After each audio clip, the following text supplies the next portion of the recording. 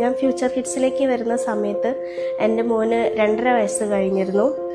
അപ്പോൾ സ്പീച്ച് തെറാപ്പിക്ക് വേണ്ടിയിട്ടാണ് ഞാനിവിടെ വന്നത്. ആ ഏജിലുള്ള കുട്ടികൾ സംസാരിക്കുന്ന അത്രയൊന്നും എൻ്റെ മോൻ സംസാരിച്ചിരുന്നില്ല. കൂടുതലും അങ്ങ് തുടങ്ങുന്ന വാക്കുകളായിരുന്നു സംസാരിച്ചിട്ടുണ്ടായിരുന്നത്.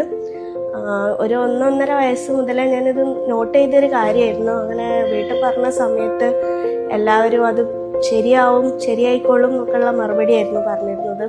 അങ്ങനെ പിന്നെ ഞാനിങ്ങനെ ഗൂഗിളിൽ ചില വീഡിയോസൊക്കെ ഇങ്ങനെ സെർച്ച് ചെയ്ത സമയത്ത് സ്പീച്ച് ഡിലേനെ പറ്റിയിട്ടുള്ള വീഡിയോസും കാര്യങ്ങളൊക്കെ കണ്ടു. അങ്ങനെയാണ് ഫ്യൂച്ചർ കിഡ്സിലേക്ക് വരുന്നത്. തെറാപ്പിസ്റ്റിനെ കണ്ട സമയത്ത് വലിയ പ്രശ്നങ്ങളൊന്നുമില്ല, എന്നാലും നാവ് വഴങ്ങാത്തൊരു ബുദ്ധിമുട്ടാണ് കൂടുതലും പറഞ്ഞത്. ഒരു 5-6 മാസത്തിനുള്ളിൽ ശരിയാക്കാന്നുള്ള ഒരു കാര്യമാണ് ഇവിടുന്ന് മാം പറഞ്ഞിട്ടുണ്ടായിരുന്നത്. അങ്ങനെ സ്പീച്ച് തെറാപ്പി സ്റ്റാർട്ട് ചെയ്ത സമയത്ത് ചെറിയ വേർഡ്സ് പറയാനാണ് ആദ്യം പഠിച്ചത്.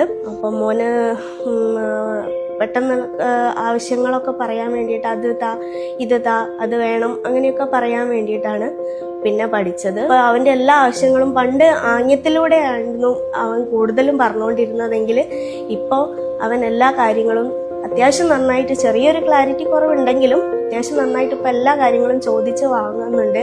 ഞാൻ വളരെ ഹാപ്പിയാണ്. ഇവിടെ ഇത്രയും ചെറിയൊരു കാലയളവ് തന്നെ അവന് ഉണ്ടായ മാറ്റത്തിൽ ഞാൻ വളരെയധികം നന്ദി പറയുന്നു.